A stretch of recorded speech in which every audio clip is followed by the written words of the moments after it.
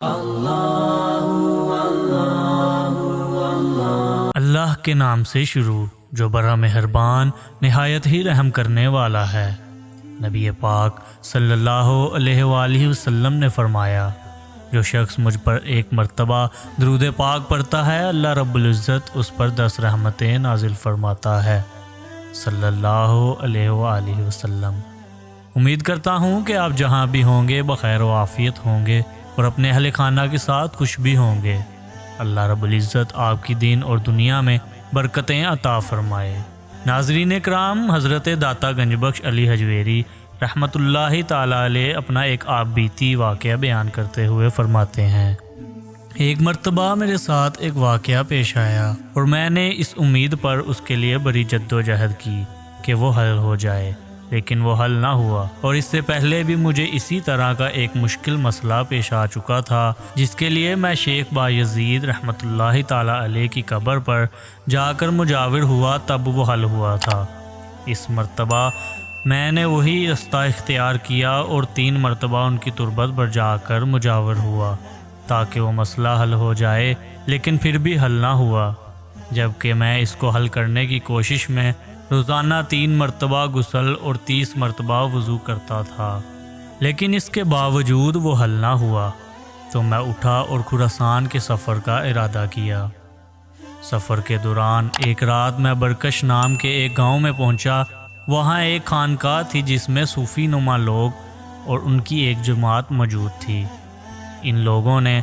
بظاہر تو مسلمانوں کا حلیہ اپنا رکھا تھا اور دیکھنے میں بہت ہی شریف معلوم ہوتے تھے، اور میں ایک کھردری بسیدہ گدری پہنے ہوا تھا، اور اہل رسم کے سامان میں سے ایک عصا اور ٹاٹ کے علاوہ میرے پاس کچھ بھی نہ تھا۔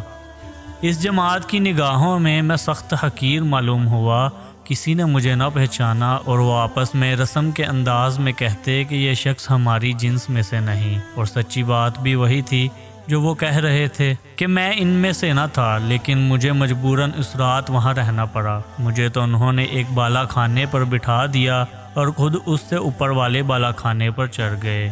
گویا میں فرش پر بیٹھا تھا۔ مجھے تو انہوں نے ایسی سوکھی روٹی دی جو پرانی ہونے کی وجہ سے سبز پڑ چکی تھی، اور وہ خود ایسا کھانا کھا رہے تھے کہ اس کی خوشبو کا محسوس کر رہا تھا، اور بالا خانے سے میرے ساتھ طنز امیز قسم کی باتیں کر رہے تھے، اور جب وہ کھانے سے فارغ ہو گئے تو خربوزہ کھاتے ہوئے اپنی خوش طبعی میں اور میری حقارت کے لیے اس کے چھلکے مجھ پر پھینک رہے تھے، اور میں دل ہی دل میں کہہ رہا تھا کہ برخدایا اگر انہوں نے تیرے دوستوں کا سا لباس نہ پہن رکھا ہوتا تو میں ان سے یہ ذلت کبھی برداشت نہ کرتا، اور وہ جس قدر ان کی طعن مجھ پر زیادہ ہوتی اسی قدر میں دل میں خوش ہوتا، یہاں تک کہ اس ذلت کا بوجھ بخوشی برداشت کرنے کی وجہ سے وہ مشکل مسئلہ مجھ پر حل ہو گیا۔ اور اس وقت مجھے معلوم ہوا کہ مشائخ طریقت نے جاہلوں کو اپنے اندر گھسنے کا موقع کیوں دیا اور ان کی ذلت کا بھار کس لیے برداشت کیا۔ تو فیض ٹی وی کے معزز خواتین و حضرات، ہم نے دیکھا کہ بزرگان دین کا کتنا ہی نرالا انداز تھا۔